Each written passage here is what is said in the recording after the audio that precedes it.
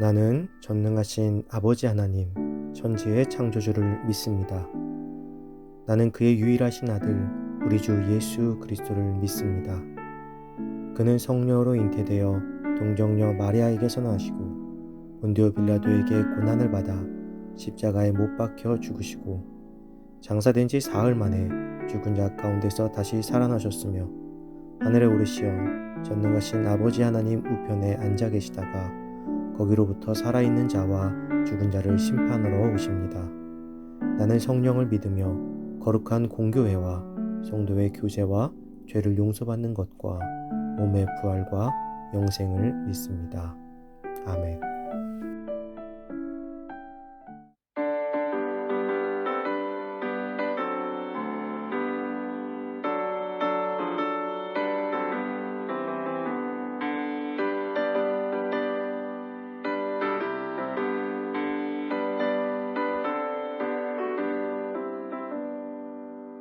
빛의 사자들이여 어서 가서 어둠을 물리치고 주의 진리 모르는 백성에게 복음의 빛 비춰라. 빛의 사자들이여 복음의 빛 비춰라. 죄로운 밝게 비춰라. 빛의 사자들이여 선한 사역 위하여 힘을 내라. 주와 함께 하시겠네. 주의 크신 사랑을 전파하며 복음의 빛 비춰라. 빛의 사자들이여 복음의 빛 비춰라. 죄로운 밤 밝게 비춰라. 빛의 사자들이여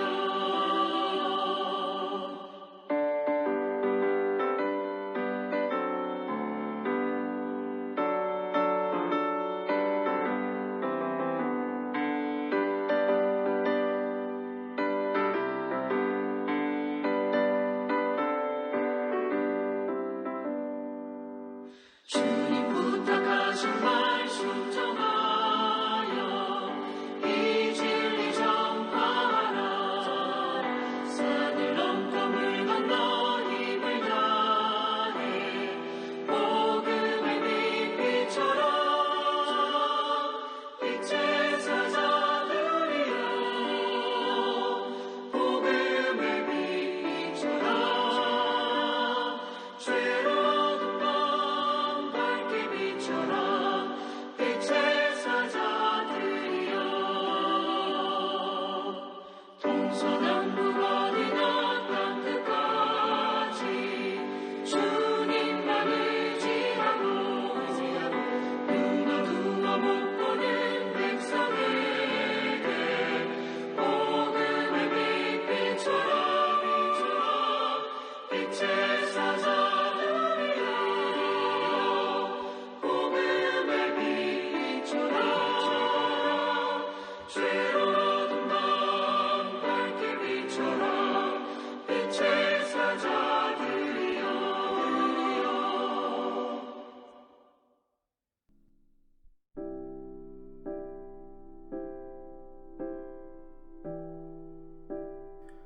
오늘 하나님께서 우리에게 주신 말씀은 출애굽기 10장 21절에서 24절입니다. 여호와께서 모세에게 이르시되 하늘을 향하여 내 손을 내밀어 애굽 땅 위에 흑암이 있게 하라. 곧 더듬을 만한 흑암이리라. 모세가 하늘을 향하여 손을 내밀매 깜깜한 흑암이 3일 동안 애굽 온 땅에 있어서 그동안은 사람들이 서로 볼 수 없으며 자기 처소에서 일어나는 자가 없으되 온 이스라엘 자손들이 거주하는 곳에는 빛이 있었더라. 바로가 모세를 불러서 이르되 너희는 가서 여호와를 섬기되 너희의 양과 소는 머물러 두고 너희 어린 것들은 너희와 함께 갈지니라. 아멘. 빛의 역할이라는 제목으로 오늘 말씀 나누겠습니다. 애굽왕 바로는 메뚜기 재앙에도 불구하고 여전히 이스라엘 백성을 보내지 않았습니다. 이쯤 되면 바로의 고집도 정말 대단해 보이죠. 절대 굽히지 않는 고집입니다. 아마 강력한 왕권을 가지고 있기에 그 힘에서 나오는 고집이 아닐까 싶습니다. 신앙생활을 하다 보면 절대 자신의 신앙 스타일을 굽히지 않는 분들이 있습니다. 물론 오랜 시간 그렇게 믿어왔기에 그렇게 스타일이 굳어진 것이겠지만 우리 그리스도인들에게 있어서 변하지 않는 것은 참으로 큰 숙제입니다. 자신들의 신앙생활에 철저했던 유대인들은 예수님을 제대로 인지하지 못했습니다. 자신의 아집과 고집에 빠져 있으면 주님께서 날마다 새롭게 주시는 은혜를 깨달을 수 없을 수도 있다는 것입니다. 신앙은 기본은 지키되 유연성을 가지고 있어야 됩니다. 특히 나에게는 철저하되 남에게는 유연한 마음으로 바라볼 수 있어야 됩니다. 그렇지 않으면 이제 막 하나님을 믿기 시작한 사람들에게 급한 마음에 그들을 힘들게 하고 쉽게 정죄하게 될 수도 있기 때문입니다. 유연하지 못했던 바로는 그 고집으로 인해서 이제 9번째 재앙을 맞이하게 되었습니다. 9번째 재앙은 아무런 예고 없이 펼쳐졌습니다.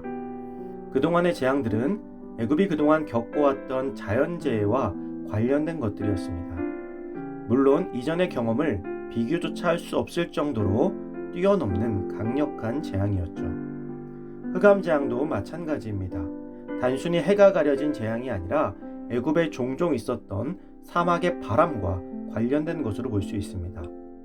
사막에 폭풍이 불어서 모래바람이 불기 시작하면 하늘이 어두워지고 앞을 볼 수가 없게 됩니다.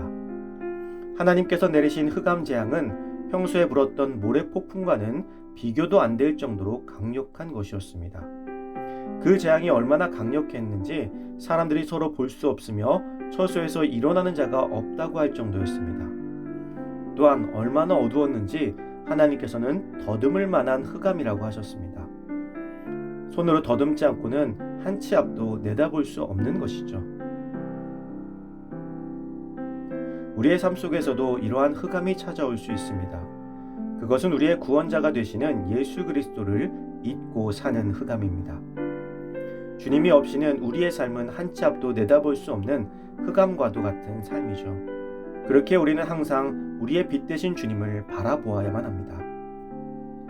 애굽이 흑암에 가득 탈 때 이스라엘 자손들이 거주하는 곳에는 빛이 가득했습니다.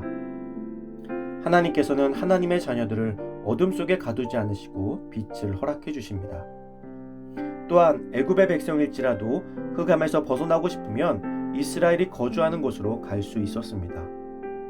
하나님의 흑암 재앙은 심판과 진노 그리고 구원을 의미합니다. 빛 안에 거하는 자는 구원으로 나아가는 것이며 여전히 흑암 안에 있는 자들에게는 심판만이 남아있는 것입니다. 오늘도 주님은 우리를 빛으로 부르십니다. 예수 그리스도께서도 우리를 부르시죠. 믿음의 성도들은 그 부르심을 따라 주님께 나아가기만 하면 됩니다. 사랑하는 성도 여러분, 우리는 진노의 자녀가 아닙니다. 우리는 어둠에 머물러 있는 자들이 아니에요.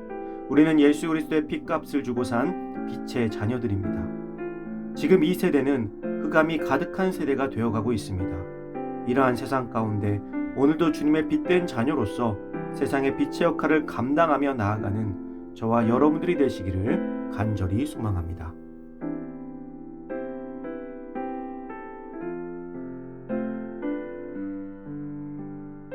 이 시간 주어진 기도 제목을 놓고 기도하고 또 각자의 기도 제목을 가지고 기도하도록 하겠습니다.